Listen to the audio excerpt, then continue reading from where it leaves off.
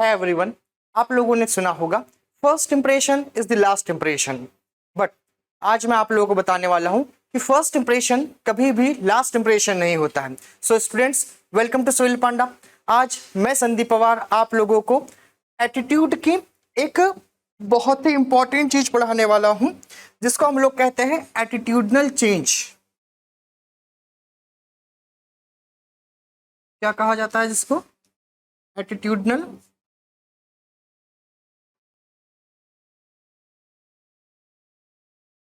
Change.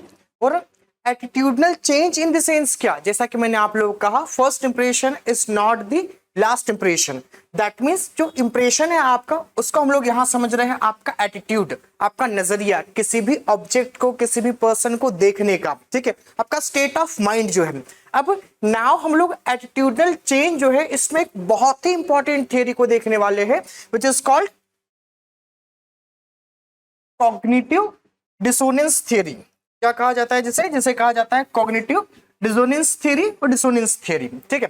अब cognitive dissonance theory basically क्या करती है, एक इंडिविजुअल के और पर्सनालिटी के एटीट्यूड को स्टडी करती है और उस एटीट्यूड को कैसे हम लोग चेंज करेंगे इसका कोशिश करती है।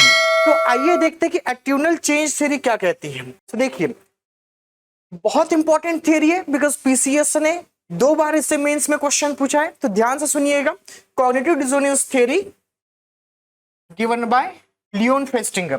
क्या करने वाले इसके थ्रू हम लोग? तो इसके थ्रू हम लोग बेसिकली किसी इंडिविजुअल के एटीट्यूड को स्टडी करेंगे, देन उसको क्या करते हैं सर, चेंज करते हैं। So let's see the very first point. The very first point says cognitive dissonance was developed by the American psychologist Leon Festinger. क्या नाम था इनका सर? Leone Festinger. 1957 में इस पूरी की पूरी थियरी को उन्होंने डेवलप किया था। अब ये कॉग्निटिव डिसोनेंस थियरी जो है लियोन फेस्टिंगर ने डेवलप किया है, जिसका मेन ऑब्जेक्टिव जो था, ऑब्जेक्टिव क्या था, इंडिविजुअल के एटीट्यूड को स्टडी करना।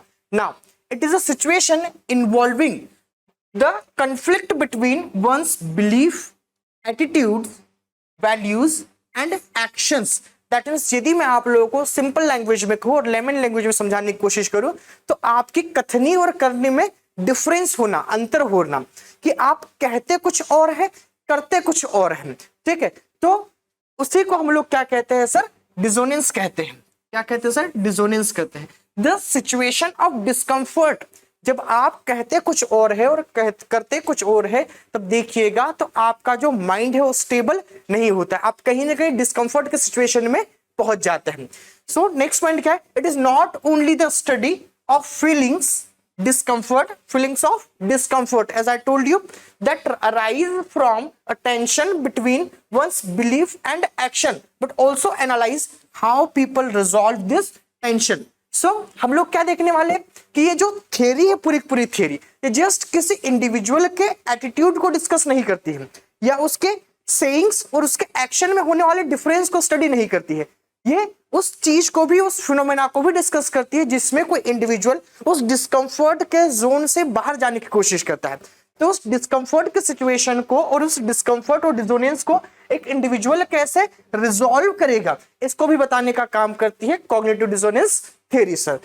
देखिए नेक्स्ट क्या है? Causes of dissonance. Basically dissonance होता क्यों है, आपकी कथनी और करने में डिफरेंसेस होते क्यों है? तो देखिए, लियोन फेस्टिंगर इसके बेसिकली 3 कॉजेज बताते हैं। कितने कॉजेज बताते हैं sir? 3 causes. The very first cause is forced compliance behaviour.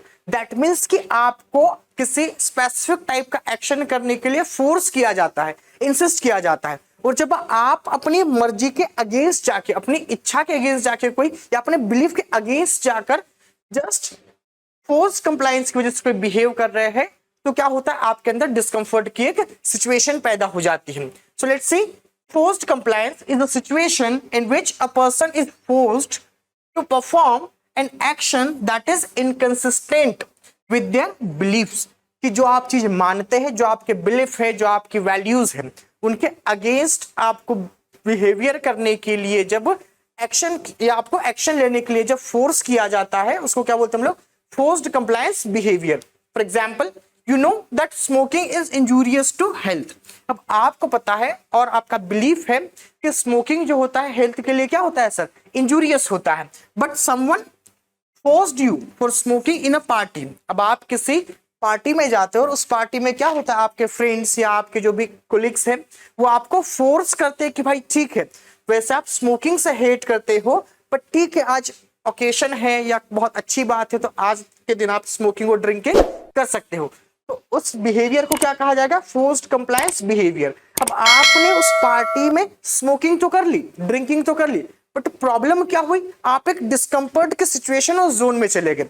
आपको लगने लगा कि यार smoking is injurious to health, ये तो मेरा बिलीफ था, ये तो मेरा एटीट्यूड और विश्वास था कि स्मोकिंग इंजूरियस है, बट मैंने जब एक्शन इसके अगेंस्ट कर लिया तो आप कहां पहुंच गए, डिसोनेंस की सिचुएशन में या कंडीशन में पहुंच गए आप। Next one is decision making. When we have to choose between two alternatives there is always situation of dissonance. मान लीजिए जब आपको दो गुड और दो अच्छी चीजों के बीच में चूज करना होता है तब भी आप क्या होते हैं, डिसोनेंस के सिचुएशन में पहुंच जाते हैं। Let's have an example. A person gets a job offer on high salary. देखिए एक कोई इंडिविजुअल है, उसको बहुत अच्छी जॉब ऑफर होती है, बहुत अच्छी सैलरी पर, ठीक है, but he have to stay away from friends and family. But वो जॉब कहीं आउट ऑफ स्टेशन लगती है, बहुत दूर लगती है उसके घर से। उसको ये समझ में आता है कि यदि मुझे ये जॉब लेनी है तो सैलरी तो बहुत हाई है, जॉब भी बहुत अच्छी है, but the only problem is कि मुझे अपनी फ्रेंड्स और अपनी फैमिली से क्या होना पड़ेगा, दूर होना पड़ेगा। तो अगेन अब दोनों ही ऑप्शंस में से कोई एक ऑप्शन उस इंडिविजुअल को क्या करना है, चूज करना है। अगेन वो जो इंडिविजुअल है किस सिचुएशन में पहुंच गया, is in the situation of dissonance और डिस्कंफर्ट। नाउ एक लास्ट देखेंगे हम लोग, एक और सिचुएशन लियोन फेस्टिंगर ने मेंशन करी है, which is putting a lot of efforts.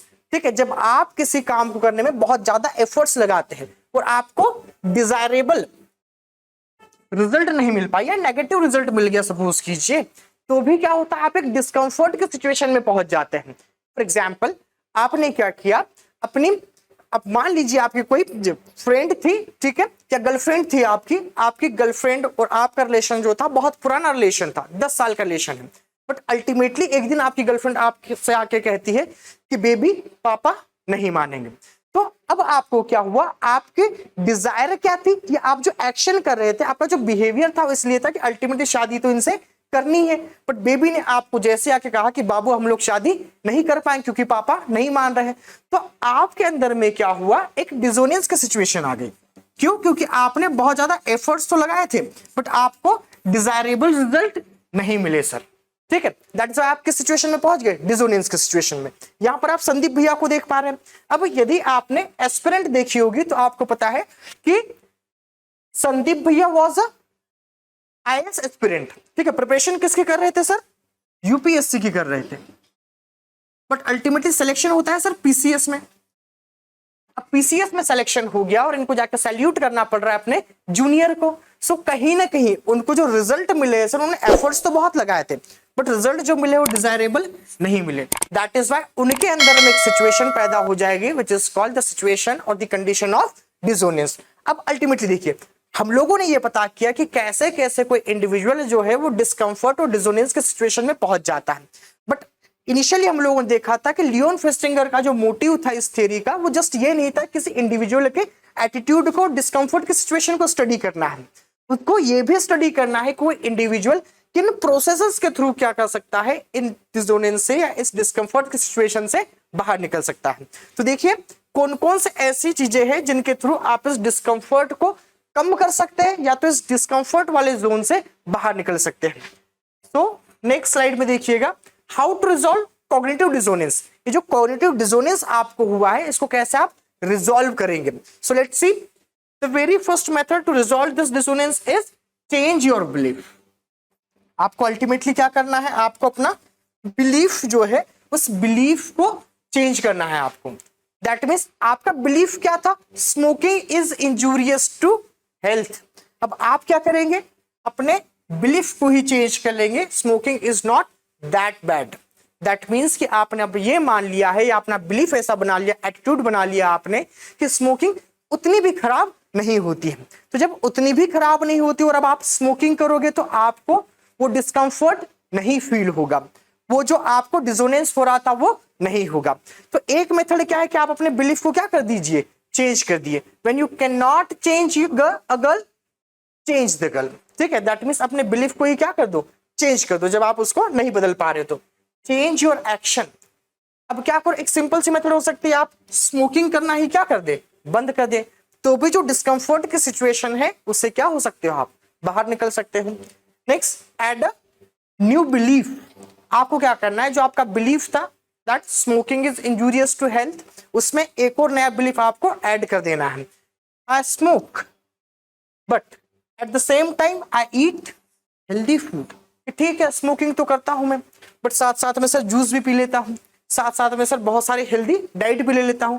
तो आपका डिसोनेंस क्या हो जाएगा, कम हो जाएगा। आपने क्या कर दिया, जो आपका बिलीफ था उसकी वैल्यू ही क्या कर दिया आपने, कम कर दी है। ठीक है, उसमें कोई नया बिलीफ आपने ऐड कर दिया है। ठीक है, क्या स्मोकिंग करने से यदि कैंसर हो जाता है मेरे को, तो मैं क्या करता हूं, साथ में मैं बहुत मंदिर भी तो जाता हूं, तो भगवान की मैं पूजा भी तो करता हूं, तो मुझे तो कैंसर वगैरह कुछ हो ही नहीं सकता है। तो आपने क्या कर दिया, अपने बिलीफ में एक और नया बिलीफ ऐड कर दिया है। Next is ignore your belief, I don't care. ठीक है, कि सिगरेट पीने से स्मोकिंग होती है, कैंसर होता है, इससे डेथ हो जाएगी, कल का मरता मैं आज मर जाऊं, आई डोंट केयर। तो उस सिचुएशन में जब आप पहुंच जाओगे तो भी आपका जो डिसोनेंस है वो क्या हो जाएगा, कम हो जाएगा सर। ठीक है, and the last one is reduce the importance of your belief. आपका बिलीफ क्या था, smoking is injurious to health, तो आप अपने बिलीफ को क्या कर दोगे, उसका जो इंपॉर्टेंस है वही रिड्यूस कर दोगे। अब आप कहोगे इस सिचुएशन में कि स्मोकिंग कॉजेस कैंसर, तो दुनिया में सारे ही जितने भी स्मोकर्स हैं सिर्फ उन्हीं को कैंसर होता है क्या, तो नहीं सर, कैंसर तो किसी को भी हो सकता है। तो आपने अल्टीमेटली किया क्या है, तो आपने ये कह दिया अब कि स्मोकिंग करने से ही कैंसर नहीं होता है, विदाउट स्मोकिंग भी किसी को कैंसर हो सकता है, उसके डेथ अर्ली एज में हो सकती है। तो अल्टीमेटली आपने किया कि अपना जो बिलीफ था उसके इंपॉर्टेंस को रिड्यूस कर दिया। तो इन मेथड्स के थ्रू आप जो डिसोनेंस वाली सिचुएशन है उसको क्या कर सकते हैं, रिजॉल्व कर सकते हैं। तो अल्टीमेटली जो लियोन फेस्टिंगर है वो क्या कहना चाहते हैं कि इस मेथड के थ्रू हम लोग अपने डिसोनेंस को रिजॉल्व करके अपने एटीट्यूड को क्या कर सकते हैं सर, चेंज कर सकते हैं। अपने एटीट्यूड को क्या कर सकते हैं सर, तो एटीट्यूड को हम लोग चेंज कर सकते हैं। एंड अल्टीमेटली जैसा मैंने आप लोग को बताया कि this is the method of attitudinal change. और हम लोग क्या पढ़ रहे थे इस लेक्चर में, तो हम लोग इस लेक्चर में पढ़ रहे थे the psychological theory of attitudinal change. एक बहुत इंपॉर्टेंट थियोरी आज हम लोग डिस्कस करी which is called cognitive dissonance theory. और इस थियोरी के थ्रू क्या किया हम लोगों ने, किसी भी इंडिविजुअल के अंदर होने वाले डिसोनेंस को कम करने या खत्म करने की कोशिश की है। तो ऐसे ही और मजेदार लेक्चर्स को जानने, सुनने और पढ़ने के लिए जुड़े रहिएगा सिविल पांडा के साथ। तब तक के लिए थैंक यू।